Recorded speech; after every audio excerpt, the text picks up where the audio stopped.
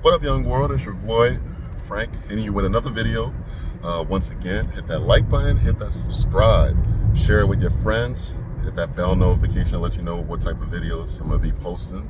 You're tuning to the Chronicles of R&B Retail Blues Podcast. So, as I'm pretty much heading to work right now, another day, as I like to say, less of a dollar, pretty much scrapping for scraps, if you will.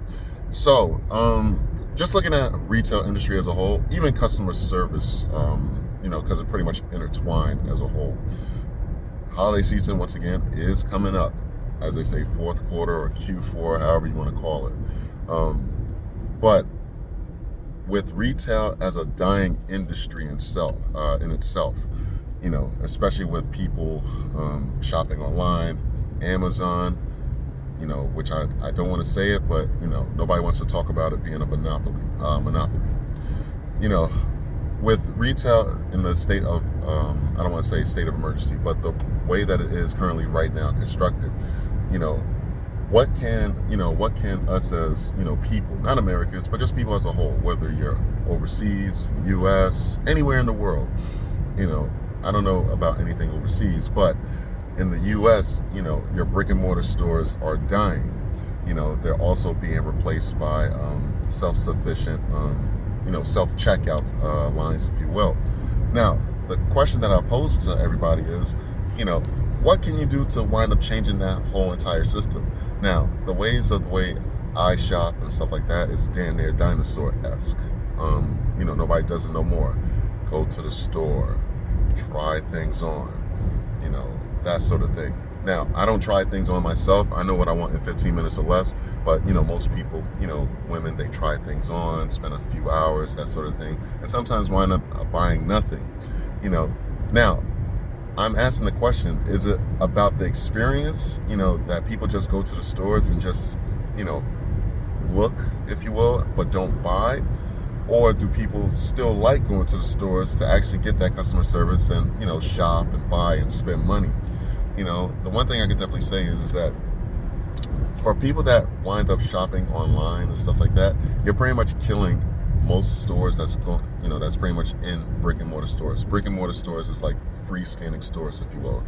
So if you go to like your Macy's or Bloomingdale's or any store that you could think of, the Gap, any store that you could think of that's a freestanding store where you have to go inside, interact with the customer, look at the clothes, shop, that sort of thing. Those are the things of what people do as far as shopping is concerned. But I do notice and look, because I do go to stores, from time to time, whether it's competitive shopping or even just wandering aimlessly, if you will. Is in the next 5 years, is retail in itself just a dead concept? Is everybody shopping online? Are people afraid of just interacting with each other, or is it because people don't like dealing with the customers? Not so much the customers BS, but they don't like to deal with the other side of it. The mess that the employees put up with the customer. Meaning, in a sense, if I'm the customer and I'm rude to the employee that works there, do they want to put up with that? I'm sure they don't, and vice versa as well too. But I think more or less in 5 years, even though I'm in the industry that I'm talking, solely about, I think the concept of, people going to stores, shopping, that sort of thing is going to wind up being dead. There are certain cases in certain stores, whether it's, certain flagship stores where, certain times of the year, the seasons, that sort of thing, where, they want to go out and experience that, that rush, if you will, i.e. Christmas, Thanksgiving, maybe Mother's Day, depending on, but it ranges from, season to season, if you will. The perfect example of that is, Macy's Herald Square, New York City, 34th Street. They have, they pretty much have their, Christmas Day setups every year. I think they call it Holiday Lane.